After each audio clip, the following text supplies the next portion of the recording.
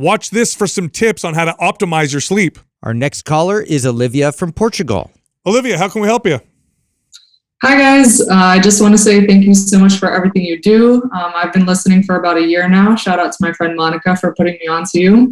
All right. A little bit about myself. I'm an American pro volleyball player, but I currently play in Portugal. During my off season, I'm also a personal trainer, and I help run an online volleyball strength and vertical program. Cool. And my question for you guys, it's regarding sleep. So you guys talk a lot about waking up and going to bed at the same time to stay consistent with your sleep schedule. Otherwise, you kind of create the jet lag for yourself when you wake up at different times. As an athlete, is it beneficial to sleep in after a hard practice the evening before? Okay, so does that mean you're going to bed later than you normally would? Yeah, occasionally. Sometimes due to gym availability, we'll have practice later, or I'll have to see my physio, or make a post-practice meal, stuff like that. Okay, so there's two options here, Olivia. Option one is you can't really control the consistency of your sleep, and you're sleeping in because you're tired, in which case that's better than nothing. Option two would be ideal, which is try to pick a bedtime and a wake time that accounts for this. So if you go to bed, let's say a late night for you when you can't get the gym the time you want is 10:30, try to make every night 10:30 so that's as consistent as possible. That way, when that happens, it's not a big deal. If it doesn't happen, you still stay up till 10:30. But if it doesn't work that way, sleeping in, you get some benefit. It's just not as perfect as being consistent every single day. How often is this happening? Is it every week, multiple times a week? Is it once in a while? Like, how often does this happen? It depends, because oftentimes we'll have 2 or 3 trainings a day, and then there's one day where we'll just have one training, and so I think, okay, maybe I'll sleep in on that Tuesday or something. So generally 2 to 3 times a week we'll have the morning quote unquote off. Mm-hmm. Oh, I see. Yeah, if it's just like that, there's nothing wrong with sleeping extra, especially the amount of training that you're probably doing if you're tired. Yeah. There's not an issue with that, unless it disrupts your evening. Ramped up, yeah. So is it hard for you to kind of like bring yourself down before bed after you have these late night practices? Yeah, sometimes I feel like I get home and I'm just super hungry, so I make food, then I go and get ready for bed, but it does kind of keep me up a little bit at night. Yeah. I would say if you can make it consistent every night, that's great. Also, if you need to sleep in because you're tired, that's not a big deal. The only time that might be an issue is if you sleep in the morning and then that affect your evening sleep. So it's like, okay, I slept in today, but now I can't go to bed. I don't feel like I'm tired for 2 hours past my normal bedtime, in which case now it's starting to interfere.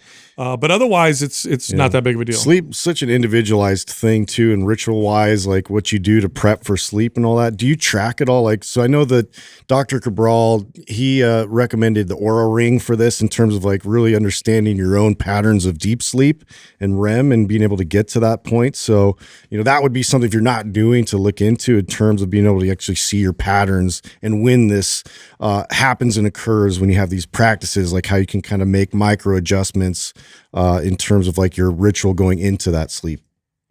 Mm-hmm. Yeah, I have heard of the Oura Ring. Definitely a cool concept. So I'll have to maybe pull the trigger one day and buy it.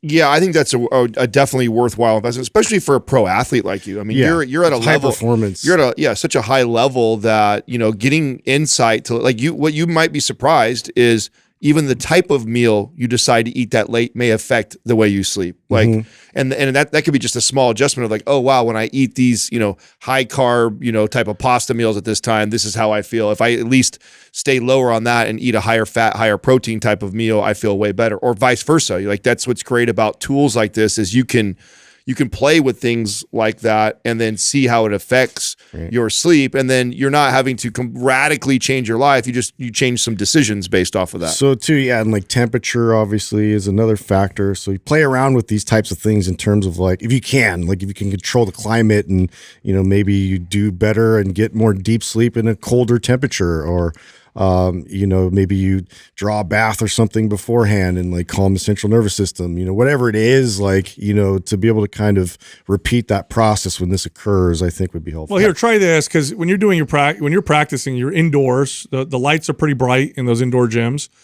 I would wear, as soon as you're done practice, I would put on really strong blue light blocking glasses. As soon as practice is over, put them on, boom. That way your brain starts to kind of wind down automatically. I would also immediately after my training use a magnesium supplement. I was just gonna ask that. So I would go with like Ned Mello is really good. Athletes tend to need magnesium more than the average person. And 60% of the population are already under. Yeah, on and that. in females in particular. So right after, you could take like Mello, which has got the magnesium in it and it's got some other stuff, or you could just take magnesium like glycinate, which is pretty inexpensive. Mello would be a little better because it's got some other forms, but you could go with like magnesium glycinate right after your training, put on the blue light blocking glasses, and then see if that helps with the sleep afterwards. Okay, great. Yeah, actually, I've got my Fearless Berets on right now. So. Oh, awesome. Yeah, excellent. Yeah. Have you played with Carrie Walsh yet? Have you guys crossed paths? No, that would be pretty cool to play with her, but no. Well, you'll have to message her and tell her that you were on Mind Pump. She's actually a friend of ours, so she's been listening to Mind Pump since almost the beginning. Wow, awesome. Yeah. Yeah. Well, good deal. We'll kick ass over there. Yeah, best of luck to you. All right, wait, actually, can I have a quick follow-up with Yeah, that? absolutely. Go ahead. So I take Athletic Greens in the morning, and I believe it does have the magnesium. It started with a G. What did you say? Glycinate. Glycinate. Yeah. So I think it has that. So would it be beneficial to still take it after training, even though Yeah. I'm already taking it in the morning? Yeah, it's probably not a ton, and I would anyway. Magnesium also has a calming effect on the central nervous system anyway, so and it's unlikely you'll take too much of it. So I would still do it afterwards. Yeah, doesn't Athletic Greens, it has ashwagandha in there too, doesn't it? I'm Does it not have sure. do you know if it has ashwagandha in there? It might. I'm not sure. Yeah, I don't think it's got like enough of the magnesium in it. But yeah, I would just take it afterwards. Take magnesium supplement afterwards. Okay, awesome. Good deal. Thank you, guys. You got it. All right, Olivia. Thank you.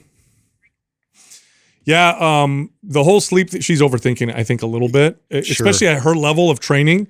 Sleeping in is probably a good thing. But that's the thing about like high performance athletes, like they're looking for that like edge anywhere they can find it. And so, sometimes these like sleep aids and things might actually like, be something to incorporate. Maybe it is just like one of those things where you just got to kind of keep as much of a pattern as you can. Yeah, no, I think we went the right direction with her. I mean, I think that you're right. I think it's like you're talking about something super. I mean, your body's telling you it needs the extra sleep. Like you wouldn't want to deny it of that. Like let it, sleep in. You're training hard as an athlete. But that we mentioned a few things that I think could help optimize her sleep. I mean, I don't know about you guys, but like what type of food I eat before bed could make a difference on how I sleep. You know what's funny? Studies will show now. This, of course, if as long as digestion's okay. So if it doesn't affect your digestion negatively, so that's the caveat here. But carbs, a couple hours before bed, improve sleep in most people. Yeah. Now, if it affects your digestion poorly, like a lot of people with, acid reflux or, destroy me. then that's not a good idea. But for otherwise, like an easily digestible, meal that contains a decent amount of carbs, like a couple hours before bed, is like great for sleep. It shows. So yeah, you're an athlete. You're trying to find these little tweaks, and so I feel like. That's why I like Justin's recommendation of like an Oura ring of like you're testing that. Oh, when I eat this type of meal, I feel like this way. Oh, when I get this by this time, I feel that like so. Yeah, I mean, when you're at that level, you're tweaking all these little things. I don't think it's as big of a deal though that she has this every once in a while. I mean, that's part of being young and playing sports and probably doing school and everything. Bouncing exactly. back.